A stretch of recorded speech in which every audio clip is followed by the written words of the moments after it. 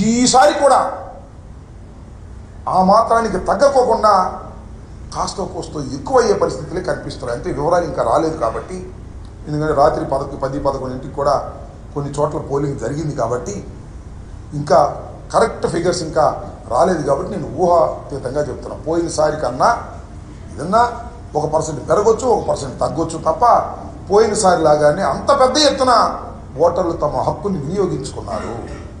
ఇది చాలామంది అనుకోవచ్చు. పూర్వం మాకు కూడా, నేను కాంగ్రెస్ పార్టీలో ఉన్నప్పుడు చాలాసార్లు పోటీ చేసినప్పుడు ప్రభుత్వ వ్యతిరేకత ఉంటే ఎక్కువ పర్సెంటేజ్ ఓటు అవుతుంది అనేటువంటి భావన ఉన్నది. ఇవాళ నేను మనవి చేస్తున్నా, పోయినసారి కన్నా ఎక్కువ అయితే అది పాజిటివ్ ఓటు. పాజిటివ్గా జగన్మోహన్ రెడ్డి గారిని తిరిగి మళ్ళీ అధికారంలోకి తీసుకురావాలి, మా సంక్షేమ కార్యక్రమాలను అమలు చేసుకోవాలి, సుఖవంతంగా బతకాలి అనేటువంటి భావనతో బడుగు బలహీన వర్గాలు, మైనారిటీసు, ఎస్సీలు, బీసీలు, సంక్షేమాన్ని అందుకున్నటువంటి అనేక మంది ఓటర్లు వచ్చి తమ బాధ్యతను నిర్వహించుకొని మళ్ళా తిరిగి జగన్మోహన్ రెడ్డి గారిని ముఖ్యమంత్రిగా చూడాలనేటువంటి తాపత్రయం వారి ముఖాల్లో నిన్నే కాదు కనిపించింది. నేను క్యూలో నుంచినప్పుడు కనిపించడమే కాదు, ప్రచారానికి వెళ్ళినప్పుడు కూడా కనిపించింది. నేను చూసా, 89లో మొదటిసారి పోటీ చేశా, ఆ తర్వాత 2 సార్లు మినహా ఇది 6వసారి పోటీ చేస్తున్నా. అన్ని ఎన్నికలు చాలా సన్నిహితంగా చూసా, పోటీ చేయని ఎన్నికలు కూడా. మొదటిసారి ఈసారి మాత్రమే ప్రతి గ్రామంలోనూ మహిళలు జెండాలు పట్టుకొని, కొన్ని గ్రామాల్లో అయితే ఆశ్చర్యం, పురుషుల కన్నా మహిళలే నా ప్రచారంలో పాల్గొన్నారు.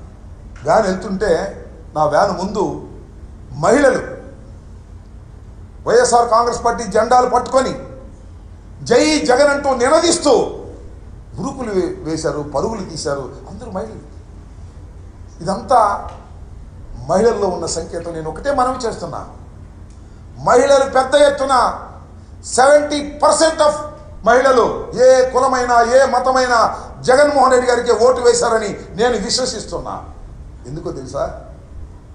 జగన్మోహన్ రెడ్డి గారు మహిళలకు సాధికారత కల్పించాడు, అమ్మఒడి మహిళలకు ఇచ్చాడు, డోక్రా మహిళ రుణమాఫీ మహిళలకు ఇచ్చాడు, ఇళ్ల పట్ట మహిళలకు ఇచ్చాడు. ఇట్లా ఏది చేసినా మహిళల ఖాతాల్లోకి చేసినటువంటి వ్యక్తి జగన్మోహన్ రెడ్డి గారు. అంటే మహిళలు ఒక ఆర్థిక స్వావలంబన కోసం, ఒక సాధికారత సాధించడం కోసం జగన్మోహన్ రెడ్డి గారు కృషి చేశారు, వారికి ఆ విధంగా సహాయం చేశాడు. కాబట్టి మా జగన్మోహన్ రెడ్డి గారికి మేము సహాయం చేయాలి, మళ్ళీ అధికారంలోకి తీసుకురావాలి అనేటువంటి ఉద్దేశంతో మహిళలు పెద్ద ఎత్తున చరిత్రలో ఎప్పుడూ లేని విధంగా మహిళలు జెండాలు పట్టుకుని వచ్చారు, వేలు మీద ముద్ర వేయించుకున్నారు, ఓటు ఫ్యాను గుర్తుకు వేసి వెళ్ళారు అని నేను పూర్తిగా విశ్వసిస్తున్నా. అది నా మనసుకు తట్టింది ప్రతి చోటకి వెళ్ళినప్పుడే మనం చేస్తున్నాం.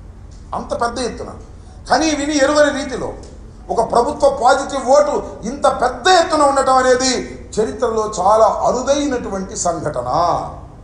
5 సంవత్సరాలు పరిపాలన చేసిన తర్వాత నాకు అది జరగలేదు, నాకు ఇది జరగలేదు అనేటువంటి ప్రభుత్వ వ్యతిరేకత ఉంటుంది.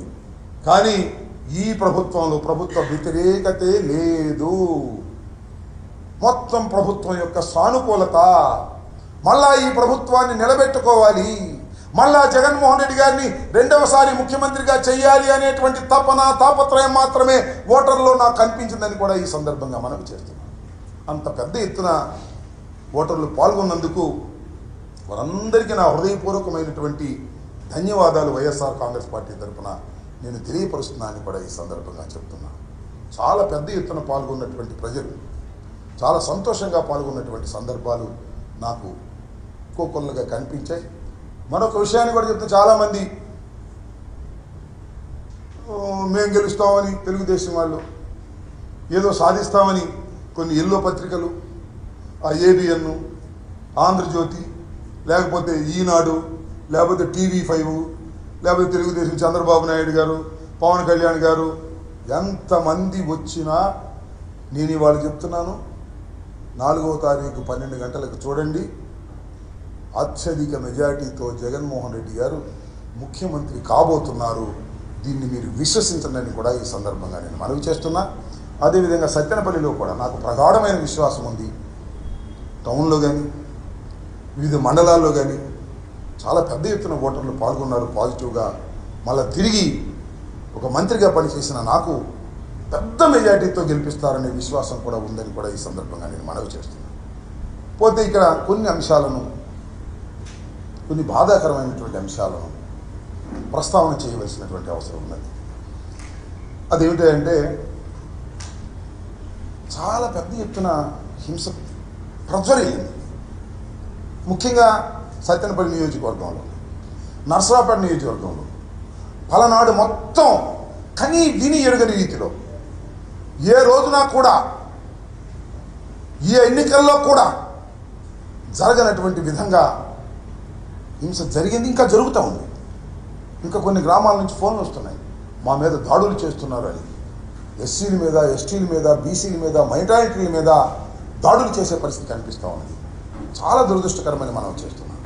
నేను ఒక విషయాన్ని గమనించదలుచుకున్నా, రోజులేబాయ్ ఒక్క నిమిషాన్ని గమనించదలుచుకున్నా. ఎన్నికల కమిషన్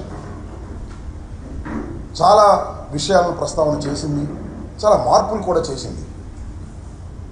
ముఖ్యంగా లా అండ్ ఆర్డర్ కాపాడటం అనేది ఒక ప్రధానమైనటువంటి అంశం. ఎన్నికల సమయంలో పెద్ద ఎత్తున ఎన్నికలు జరుగుతూ ఉన్నప్పుడు ఎవరి ఓటును వాళ్ళు సక్రమంగా వినియోగించుకోవడం కోసం లా అండ్ ఆర్డర్ కాపాడాలి, పోలింగ్ స్టేషన్లో కట్టుదిట్టమైన ఏర్పాట్లు చేయాలి అనేది ఎన్నికల కమిషన్ యొక్క ఉద్దేశం.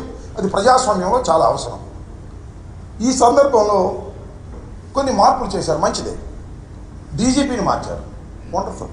అంటే డీజీపీ వైఎస్ఆర్ ప్రభుత్వ అధికారులు ఉన్నప్పుడు వేశారు కాబట్టి ఏదన్నా నెపోటిజం లేదా పక్షపాతాన్ని చూపిస్తారనే ఉద్దేశంతో మార్చారు, వండర్ఫుల్. ఐజీని మార్చారు ఇక్కడ, వండర్ఫుల్. ఎస్పీని మార్చారు ఇక్కడ, వండర్ఫుల్.